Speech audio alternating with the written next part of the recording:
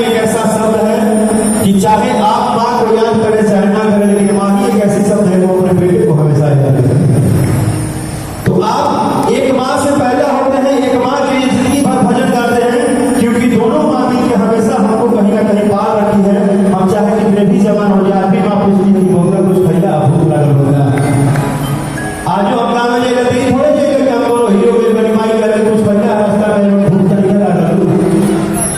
यही चलते चाहो कि माई खाती एगो बेटा